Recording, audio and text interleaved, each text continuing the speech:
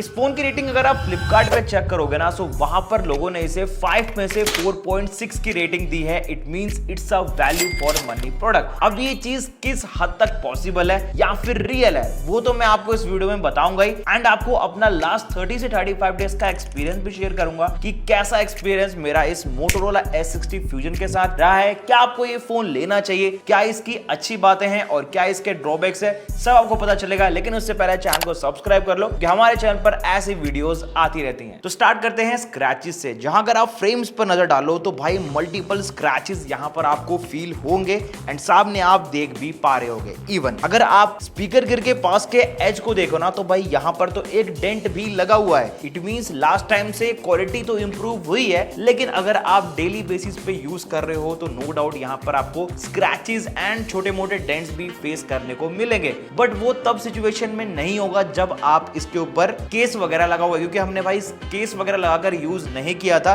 जिस वजह से मे बी डेंट आ गया होगा। लेकिन अगर आप केस यूज करते हो तो ऐसी प्रॉब्लम आपको शायद देखने को नहीं मिलेगी। देन अगर आप कैमरा कंपोनेंट्स पर भी नजर डालो ना, तो भाई किसी भी टाइप के स्क्रैचेस या डेंट्स वगैरह यहां पर भी नहीं है। प्लस जो वीगन लेदर है ना, ये भी इसका प्रोटेक्टेड है। यहां पर भी जो है किसी भी टाइप के निशान या फिर स्क्रैचेस फेस करने को नहीं मिले। हाँ, बट एक चीज है कि जिस टोन में हमारे पास ये फोन स्टार्टिंग में आया था ना, वैसी टोन अभी फिलहाल देखने को नहीं मिल रही।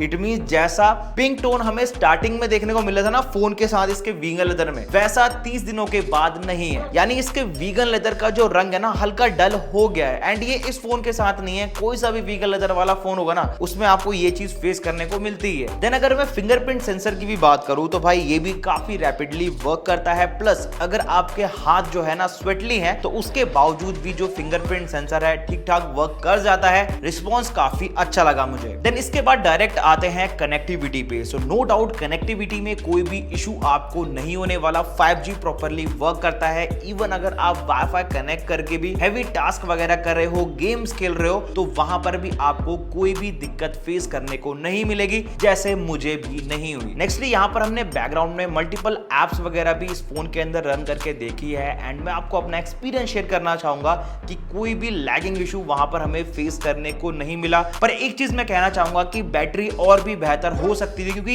इस बजट में आजकल दूसरे ब्रांड्स 7-7 हजार mAh का बैटरी बैकअप भी जो है प्रोवाइड कर रहे हैं। तो कम से कम इस फोन के अंदर 6000 mAh तो होना ही चाहिए था, जैसा इन्होंने अपने Motorola S60 Pro में दिया है। और हाँ, अगर आप बाहर के टेम्परेचर को देखो तो भाई बहुत ही गर्म है। सो उस सिचुएशन में हमारे माइंड में एक क्वेश्चन और आता है कि क्या ये फोन इस गर्मी में भी मस्त चल जाता है। सो देखो भाई, अगर मैं गेमिंग की बात करूं तो अगर आप लगातार 2 से 3 घंटा गेमिंग कर रहे हो नॉर्मल टेम्परेचर में जहां एसी नहीं है, तो वहां पर आपको डिफिकल्टीज हो सकती है। गेमिंग के अंदर जो है FPS ड्रेनेज यहां पर देखने को मिला। बट अगर आप किसी ठंडे प्लेस पर इसके अंदर BGMI खेलोगे ना, तो 55 से 60 FPS तो आपको कॉन्स्टेंटली देखने को मिलेगा। वहां पर तो कोई भी दिक्कत नहीं होने वाली। एंड आजकल जितने भी स्मार्टफोन्स मार्केट में आ रहे हो, चाहे वो फ्लैगशिप हो, बजट रेंज के हो, मिड रेंज के हो, सबके अंदर आपको गेमिंग में हीटनेस इशू तो देखने को मिलेगा ही नॉर्मल टेम्परेचर में, क्योंकि बाहर गर्मी ही इतनी है। इसका वेपर कूलिंग चैम्बर सिस्टम कितना ही फोन को ठंडा रख पाएगा। इसके बाद अगर Moto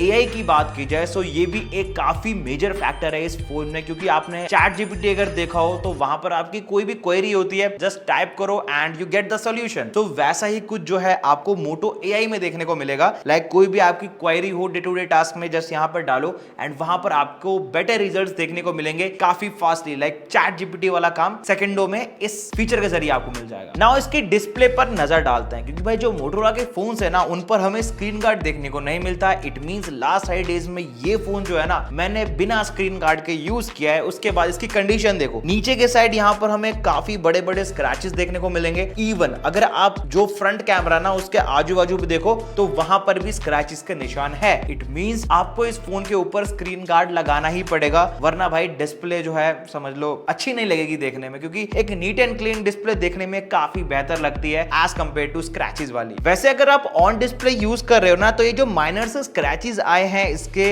मेन पैनल पर, वो आपको हाईलाइट नहीं होते, जो कि एक काफी अच्छी बात है, क्योंकि दूसरे फोन्स के अंदर ये चीज हाईलाइट हो जाती है। लेकिन मैं कहूंगा Motorola का डिस्प्ले काफी प्रीमियम लगता है। अगर आप दूर से भी देखो तो इसकी लुक्स काफी अच्छी निकल कर आती है। नेक्स्ट व्यू एक्सपीरियंस पर नजर डाली जाए, सो अगर आप इस फोन के अंदर YouTube पे 4K वीडियोस देख रहे हो, सो वहां पर आपको रेंडरिंग में थोड़ी दिक्कत हो सकती है। वो दिक्कत जो है आपको टाइमिंग के रिगार्डिंग होगी, क्वालिटी के रिगार्डिंग नहीं। ये क्वालिटी इस फोन के अंदर काफी अच्छी आती है, वीडियोस की पिक्सल्स काफी बेहतर निकल कर आते हैं। वहीं पर डिस्प्ले में एक चीज और बेहतर हो सकती थी, वो मैं कहूंगा ब्राइटनेस है, क्योंकि इंडोर यूज में तो एक्सपीरियंस काफी बेहतर निकल कर आया, लेकिन पीक सनलाइट वाले प्लेस पर अगर आप इस फोन को यूज करते हो तो मैं कहूंगा कि विजिबिलिटी में आपको थोड़ी दिक्कत हो सकती है, क्योंकि आजकल बाहर का जो एटमॉस्फेयर है, पहली बात तो वो गर्म है और दूसरी बात बहुत ज्यादा लाइट का जो है ट्रांसफॉर्मेशन बाहर होता है। तो उस चीज को जो है टैकल करने के लिए मैं कहूंगा और ब्राइटनेस को इंप्रूव किया जा सकता था। इसके बाद अगर मैं इसके बैटरी साइकिल की बात करूं तो दिन में अगर आप इसे एक बार चार्ज करोगे तो पूरा दिन का बैटरी बैकअप आराम से निकल जाता है। उसमें आप चाहे games Khelo, day to day task करो,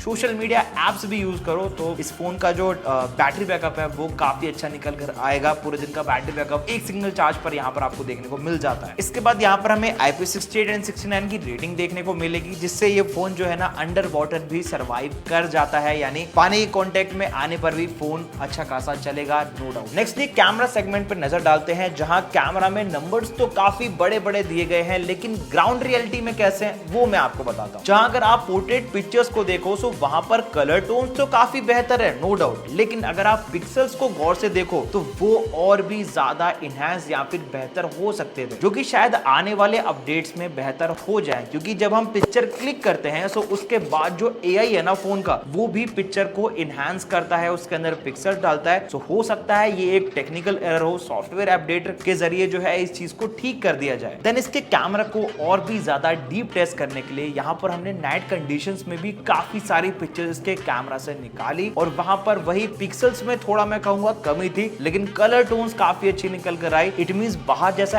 एटमॉस्फेयर था ना नाइट वाला, उसके कंपैरिजन में अगर आप फोटोज को ध्यान से देखो तो भाई इतने अंधेरे में भी इस फोन ने फोटोज को काफी अच्छी तरीके से इनहैंस किया। बाय द वे फ्रंट में भी यहाँ पर हमें 32 मेगापिक्सल का कैमरा सेटअप देखने को मिलता है, जिससे कुछ जो है हमने सेल्फीज वगैरह क्लिक करी और उन्हें आपके सामने रखा है। चेक करके बताओ कि भाई आपको सेल्फीज कैसे लगी, ये ओपिनियन मैं आप पे छोड़ता हूँ कि किस तरीके से पिक्सल्स निकल कर आया और किस तरह की क्वालिटी जो है इसके कैमरा ने निकाल कर दी है फ्रंट साइड से। नाउ अब पॉइंट आता है कि क्या हमें इस फोन को खरीदना चाहिए या फिर नहीं। तो इसका सिंपल आंसर है हाँ, आप इस फोन को खरीद सकते हो, लेकिन इस चीज का ध्यान जरूर रख लेना जो मैं आपको अब बताने वाला हूं। सो अगर आपने इस फोन की सीरीज को ध्यान से देखा हो तो यहाँ पर Motorola S60 Pro, S60 Stylus और H60 Fusion तीनों के जो बैक पैनल है ना वो कई हद तक एक दूसरे से मेल खाते हैं, एंड सभी के अंदर आपको वीगल लेदर भी देखने को मिलेगा। एंड सबके दिमाग में यही क्वेरी रहती है कि भाई जब तीनों फोन एक जैसे दिखते हैं तो भाई हम परफेक्ट फोन कौन सा चूज करें। तो मैं आपको बताता हूँ, देखो अगर आपको हायर लेवल का परफॉर्मेंस वाला फोन चाहिए जहां पर गेमिंग भी अच्छी हो जाए प्लस कैमरा भी अच्छा मिले और लुक्स में भी फोन अच्छा हो, तो आप